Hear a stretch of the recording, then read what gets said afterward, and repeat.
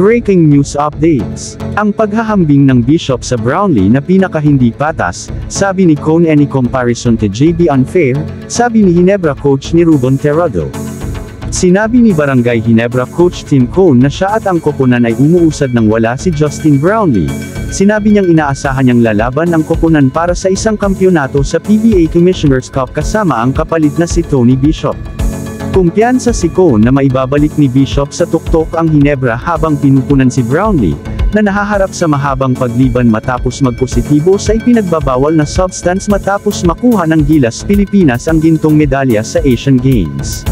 Kakaiba ang pakiramdam nang makita ni Tony Bishop ang sarili sa kabilang panig para maging matagumpay ang Ginebra sa pagsisimula sa komperensya. Nabanggit ni Cone ang kahalagahan ng hindi pagkukumpara kay Bishop kay Brownlee, at iyon ay magsisimula sa loob ng koponan.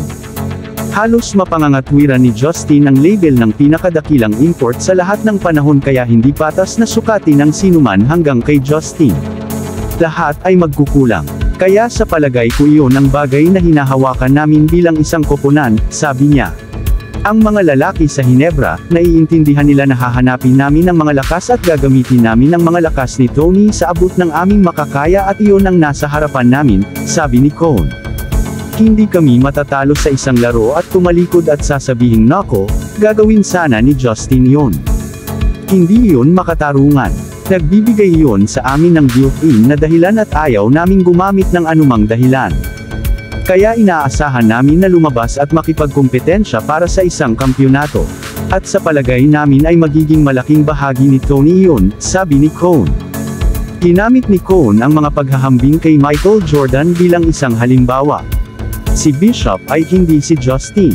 Walang magiging Justin. Ang mga tao ay gumagawa ng mga paghahambing at, sa ilang paraan, sa palagay ko ay medyo patas sa mga tuntunin ng pananaw. Ngunit maraming tao ang nagkukumpare kay Justin kay Michael Jordan sa mga tuntunin ng aming liga at ang mga bagay na ginagawa niya at ang mga bagay na dati niyang ginagawa, matupad sa amin. Tulad ng sa NBA, you can't compare anybody to Michael Jordan.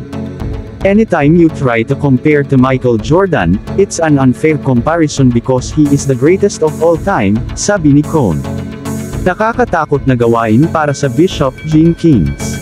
Kinikilala ni Cone na ang Ginebra ay nahaharap sa isang nakakatakot na gawain sa kawalan ni Brownlee, ngunit hindi ito nangangahulugan na hindi ito magagawa.